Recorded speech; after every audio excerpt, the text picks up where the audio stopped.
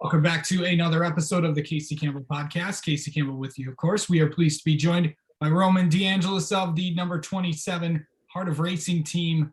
Of course, the Aston Martin team in the GT Daytona category. How's it going, man? All good. Thank you for having me.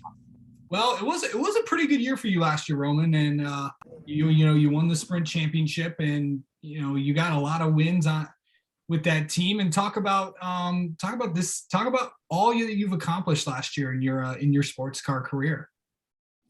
Yeah, so obviously the highlight being winning the sprint championship in the GT Daytona category. So that's a pretty good thing to have on your resume. But also grabbing my first big IMSA win, and obviously having more than one win. So ended up the year with 3 wins and a handful, 6 or 7 podiums. So yeah, obviously a bunch of great results. Definitely learned a lot to take into this year. So looking forward to what's to come. So let's talk about what you're in, and you're kind of in a new a lot of the guys that you were with last year, they're going to be in the GTD Pro category, which was GT Le Mans last year. Yeah. Now let's talk about what kind of car you're running. You'll be in the 27 this year. You got a lot of new guys, a lot of new faces with this team. Yeah, so I think with the GTD last year was obviously the mix with the pros and the AM drivers, and the teams that were able to do it this year, as well as the factory programs. They moved to a GT3 car versus the GTLM last year, and now they're open to whatever lineup they want. They can run any driver with any driver rating, obviously being a pro lineup.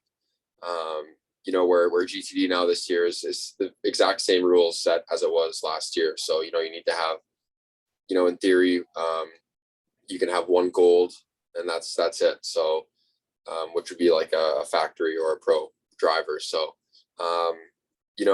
not much really changes from my standpoint. I'm still a silver driver, still in the GTD class.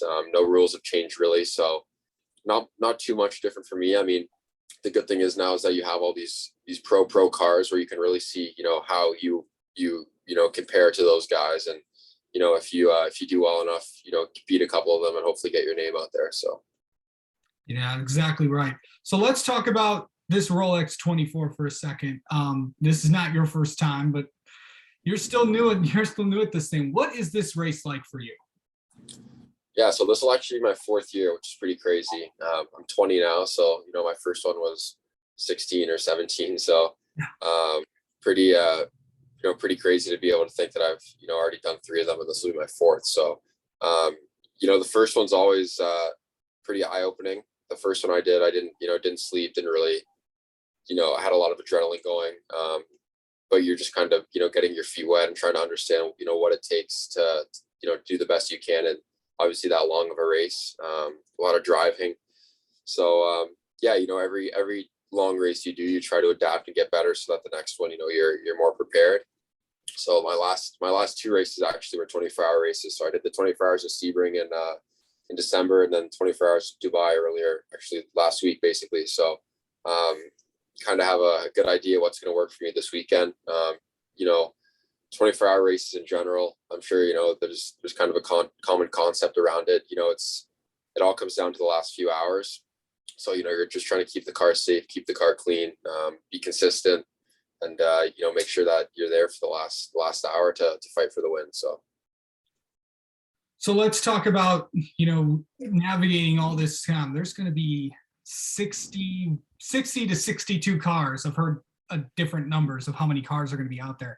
There's a lot of cars out there on this. I can't even remember the last time that there were 60 cars out there from Rolex. But how insane is it going to be trying to get around these guys and trying to get around when those Storm and DPIs come through there?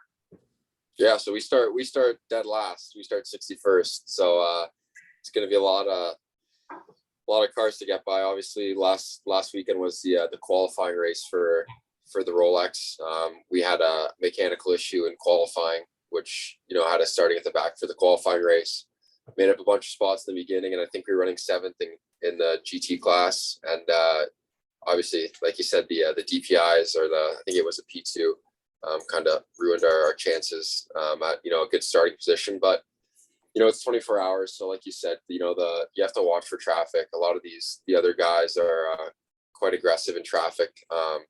So you just have to make sure you're on the better hand of that. Hopefully we got all of our traffic issues out of the way from the qualifying race, and we don't get sent off again. But we just got to keep clean in traffic. I mean, it's 24 hours. There's a lot to play for. There's no need to be aggressive or make stupid moves. If you're going to give up 3 or 4 seconds one lap, it's really not a big deal at the end of the day. So, and what's it going to be like coming from all the way from that spot?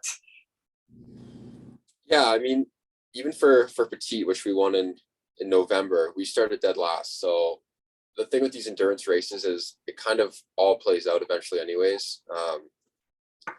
If we have the pace and we're consistent and, the guys execute in the pits, which they always seem to do, you'll be picking cars off quite easily.